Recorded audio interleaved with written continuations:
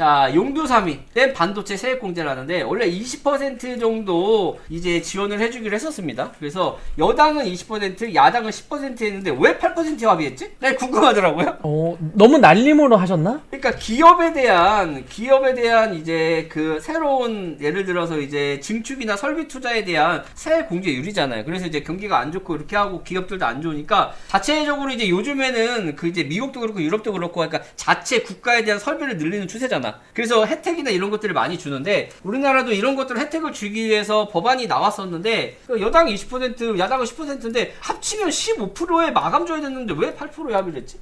쉽게 말해서 우리나라에 반도체 공장 짓지 말라는 거죠. 해외는 막 30% 40%씩 세액 공제해줘요. 자, 해외를 보면 어떤 케이스냐면 미국 같은 경우는 반도체 설비 투자 세금이 25%입니다. 네. 거기다가 대만 같은 경우는 거의 이제 15%에서 25%까지 상향해줬어요. 설비 구매 시 추가로 5%까지 공제를 해주고 일본 같은 경우도 이제 세액 공제 50% 또는 특별 등등 합니다. 그리고 중국 같은 경우는 얘는 전액이야. 전액 공제. 중국은 그냥 밀어줘.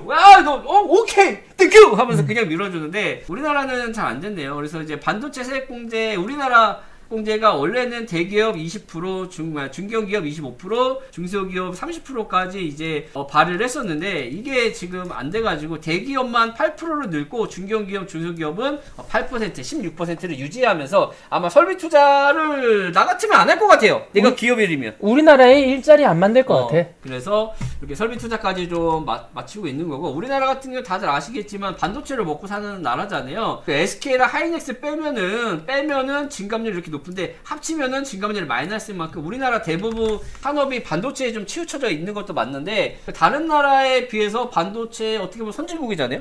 반도체 선진국에 비해서 그 법인세나 세계 반도체 중국은 우리나라가 세금 내는 게 생각보다 많습니다. 그래서 다른 나라 TSMC라든지 인텔 그다음에 이건 뭐야 퀄컴 마이크론 뭐 이렇게 보면 우리나라가 생각보다 이렇게 세금을 반도체로 먹고 사는 국가인데도 반도체 세금이 만만치 않다라고 보시면 될 것 같고 그래도 뭐 생각해도 우리나라는 외국 같은 경우는 뭐 이제 SK 하이닉스는 지금 아예 그냥 설비 투자 감소한다고 하잖아요. 우리나라 삼성전자 같은 경우는 뭐 반도체 시설 설비 투자한다고 하지만 해외에다 더 많은 걸 하고 있죠. 그리고 안 좋으니까 줄이고 있고. 하지만 뭐 TSMC나 인텔 뭐 중국 같은 경우는 엄청나게 늘리고 있거든요. 근데 이렇게 늘리는 추세에 우리나라 반도체는 좀 도태당하는 게 아닌가? 너무 안타깝지 않은가라는 생각이 좀 들어서 갖고 왔고 우리나라 진짜 삼성이나 하이닉스에서 돈을 많이 벌어서 줬잖아요. 이만큼 반도체 산업이 힘든데 다른 나라에 비해서 지원 정책이 별로 안 좋다라고 이제 말씀을 좀 드리고 싶고 그래서 이제 시설 투자 너무 안타깝다라는 생각이 드네요. 다른 국가들에 비해서 너무 지원이 좀 열악하지 않은가라는 생각이 들고 시설 투자 보면은 우리나라 내년도 한국 경제 부분별 전망을 보면요 상품 수출 0.7까지 떨어질 것 같고 설비 투자도 마이너스 2점에서 마이너스 3.1%로 설비 투자도 많이 줄어드는 모습이네요. 민간 소비도 많이 줄어드는 모습들을 보이고 있고 한국 같은 경우에가 지금 내년에 뭐 다른 국가들과 다르게 조금 다른 행보를 좀 가고 있는 게 아닌가라는 생각이 들어요. 네네. 자국에 대한 산업을 살리려고 많은 국가들 노력을 하고 있는데 우리나라는 이게 합의가 제대로 안 돼가지고 이게 지금 맞나? 다른 나라는 다 하고 있는데 우리나라만 못하고 있죠. 이게 좀 안타까워서 갖고 와봤습니다. 법인세 최고 세율도 인하에 따른 경제적 효과를 이제 나타낸 건데 우리나라 1% 정도만 합의를 받잖아요. 그래서 법인세도 많이 다른 국가들보다 높고 경쟁력이 많이 수출하는 국가로서 경쟁력이 많이 상실된 게 아닌가라는 생각이 좀 많이 들어서 갖고 왔습니다. 침체를 감당하는 걸까요? 더러워서 해외로 넘어가는 회사들도 진짜 많고요. 그래서 좀 많이 안타깝다. 그래서 경기도 안 좋은데 이런 것들 보면은 너무 여야가 싸우면서 제대로 된 법안들이라든지 기존에 하려고 했던 것들도 다 막히고 다른 나라는 다 하는데 우리나라는 다 막히고 있는 것 자체가 안타깝다라는 생각이 좀 들어서 갖고 와봤고 또 이제 예산안 통과를 하면서 또 이제 통과가 못된 게 있죠. 뭐가 있냐면 서울 지하철 요금 오를 것입니다. 무임수송 정부가 지원이 무산됐어요. 그래서 정부 예산에서 뭐 이제 서울시나 이런데 정부 예산안이 들어오면 이제 지하철이나 이런 것들 요금을 인상 안 할 수도 있었는데 이게 좀 무산되면서 내년 정부의 예산안에 도시철도 무임 수송 손실 지원분이 반영되지 않아서 서울 지하철 요금이 인상이 이제 불가피해졌습니다. 그래서 지하철 요금이 인상이 될 것 같다라고 보시면 될 것 같아요. 그래서 고객 서비스에 따른 손실 보전 지원인 예산이 결국엔 제외됐다라고 보시면 될 것 같고 지하철역 또 이제 이렇게 대중교통 이용하시는 분들 또 요금이 좀 인상될 것 같다라고 생각이 좀 들고, 다들 아시겠지만 정부 지원 없으면 지하철 요금 인상할 수밖에 없다라고 얘기를 했잖아요. 네네. 거기에서 지금 서울교통공사 단기 손실 추이를 보면은 무인수송이 거의 30%를 차지하더라고요. 손실에. 그 무인수송이 뭔가요? 무인수송은 이제 65세 이상 이제 노인분들을 공짜로 태워주는 거죠. 그 공짜로 태워주는 것을 무인수송이라고 합니다. 그래서 뭐 이제 뉴스엔 이거를 70세까지 올려야 된다라는 얘기들도 굉장히 많이 나오고 있고, 뭐 연령을 올려야 된다라는 얘기들도 많이 나오고 있는데, 결국은 이제 이것도 통과가 되지 않았죠. 그래서 지하철 요금이 올라갈 것 같다. 라는 생각이 좀 드네요. 뭐 인상해도 뭐 그건 되고, 그 다음에 또 이건 별개인데, 이거는 이제 지하철 얘기하다가 별개로 하는 건데, 이건 논란입니다. 어떤 논란이에요? 그 패딩 입었는데 지하철 난방해야 되나, 덜하는 칸으로 가라, 시끌시끌합니다. 이게 그 지하철을 오래 타시는 분들은 지하철 안이 식이고, 그 다음에 전기료를 이제 40% 올려도 급한 불 끄는 수준이기 때문에 생각보다 많은 전기료가 올라가지 않을까라는 생각이 드네요. 그래서 지하철이나 대중교통 요금 많이 올라갈 것 같고, 그 다음에 전기요금도 많이 올라갈 것 같다라고 보시면 될 것 같습니다. 그래서 여러 가지 예산안들이 많이 했던 것들이 통과가 안 되는 모습들을 좀 많이 보이고 있더라고요. 그래서 뭐 나라에 돈이 없으니까 그러니까 뭐 이해는 하는데, 이거는 뭐 사람마다 생각은 다르겠죠. 어쨌든 간에 뭐 이런 것들 전기요금 관련돼서, 그 다음에 지하철 관련돼서, 그 다음에 우리나라 지원 산업에 대해서 전부 다 좀 후퇴를 하고 있는 모습들을 좀 보이고 있다. 그래서 그 여야가 싸우는 동안에 제대로 된 법안들, 원래가 하려고 했던 법안들이 통과가 제대로 되지 않고 있다라고 보시면 될 것 같고, 그래도 우리는 괜찮아. 금투세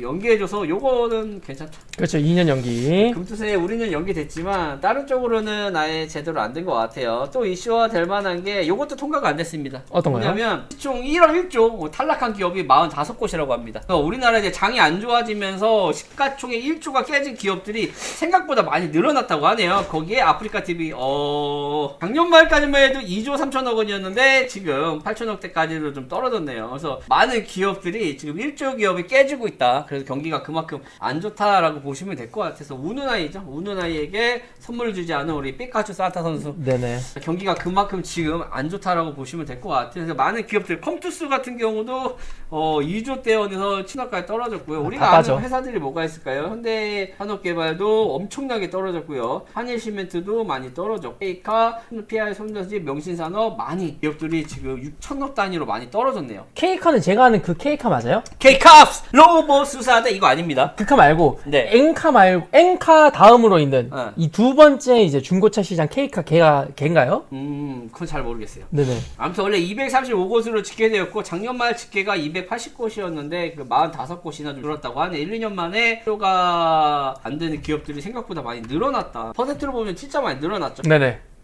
그래서 이제 산타 할아버지가 우는 아이에게 선물을 못 준 것 같습니다. 또 하나 더 있죠. 뭐냐면 크리스마스 때 있었던 일입니다. 뭐냐, 요번에 첫 예산안이 크리스마스 이브에 국회 문턱을 넘었습니다. 그래서 2014년 이후 국회 회선 진화법 시행 이후에 생각보다 오랫동안 질질질 끌다가 국회 문턱을 넘었죠. 근데 이거에 대해서 지금 많은 얘기들이 있는데, 대통령실에서는 예산 합의에 힘이 밀려서 민생 예산이 퇴색됐다라고 얘기들이 나오면서 이대로는 경제 위기를 돌파할 수 있을지가 우려된다라는 또 이제 대통령실에서 얘기가 나왔네요. 이거는 정부 예산이 아니라 뭐 우위적으로 앞서는 야당이 예산으로 활동된 점에 없지 않다는 점에서 아쉬움이 남는다라고는 하지만, 여야가 또 이제 어쨌든 간에 계속 딜레이가 되면서 합의를 보긴 봤습니다. 여러 가지 또 이제 앞으로 내년에 어떤 일이 벌어질지, 또 우리한테 어떤 일들이 다가올지를 좀 봐야 되잖아요. 그래서 네네. 몇 가지 이슈들을 갖고 왔어요. 그래서 예산안 합의를 했지만 이게 너무 길게 질질 끌으면서 그 밑에 있는 법안들이 제대로 통과가 안 됐어요. 예를 들어서 뭐 이제 금투세나 요것도 많이 밀렸고, 그 다음에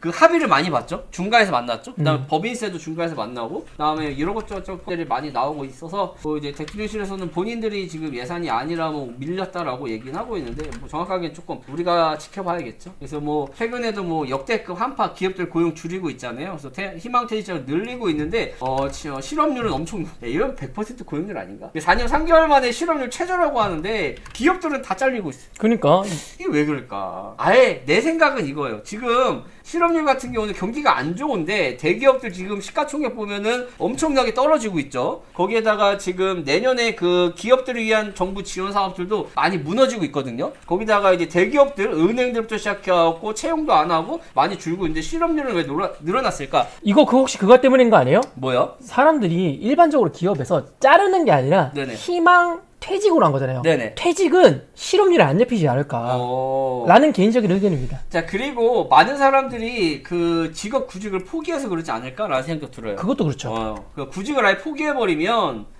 실업률이 낮아지거든요. 이거는 이제 구직을 희망하는 사람들에 한해서만 이제 실업률을 하는 거기 때문에 아마 대기업은 좀 빠지지만 포기한 사람도 많아서 그러지 않을까라는 생각도 들고, 미국 같은 경우도 3.7% 매우 높은 편인데 뭐 철밥통이나 대기업들은 많이 해고가 되고 있죠. 하지만 서비스나 일용직들은 많이 늘어나고 있단 말이에요. 이런 거 보면은 실제로 경기는 안 좋은데 실업률이 이렇게 완전 고용 상태다라는 게 솔직히 납득은 되지 않는다라는 게 이제 개인적인 생각이에요. 경기가 이렇게 안 좋고 실업률이 이렇게 낮으면 많은 사람들이 밖에 나와서 뭐 돈도 쓰고 여유롭고 그런 삶을 살아야 되는데 지금 빚 갚기에 아둥바둥만 하고 있잖아요. 그래서 이제 투잡 쓰리잡 뛰는 게 현실인데 실업률 지표는 이렇게 나오고 있다라고 생각이 들고, 이 지표만 보면 대황이죠. 근데 사실 현실은 그렇지 않다라는 생각이 조금 많이 들어요. 좀 안타깝다라는 생각이 들고, 그 다음에 우리나라 지금 상황 보면 다들 아시겠지만 12월 석달까지 올해 무역 적자만 500억 불이 육박하죠. 2008년도 이후에 지금 거의 뭐 처음인데 그만큼 경제 위기가 안 좋은 타점에 실업률이 이거는 별 의미가 없지 않을까라는 생각이 많이 들고, 그래서 조기 은퇴하시는 분들이 많아지면서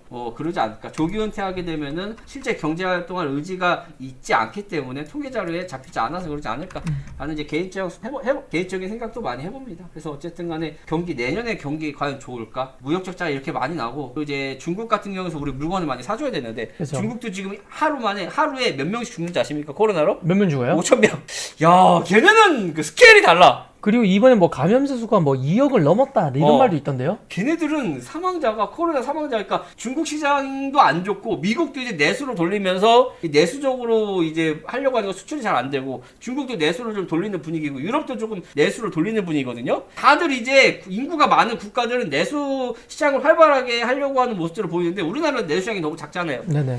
그래서 내년에 이게 참 무역 적자 코로나 때는 이후에는 조금 늘어나긴 했었지만 우리나라가 이거를 적자를 메꿀 수 있을까라는 생각이 좀 들어서 아마 내년에도 경기가 조금 많이 힘들어지지 않을까. 내년 지표를 봐야 될 것 같아요. 무역 수지가 뭐 수출이 더 잘 되는지 수입이 더 잘 되는지 확인을 해봐야 알겠지만 취업률과 상관없이 경제가 진짜 많이 힘들어지고 있지 않을까라는 생각이 좀 많이 듭니다. 자, 그리고 여러 가지 또 여기에서 뭐 예산안 통과는 됐지만 결국 이제 너무 많은 법안들이 밀리면서 제대로 이제 통과가 되지 않은 것들이 있어요. 그런 것들 하나씩 한번 보도록 할게요.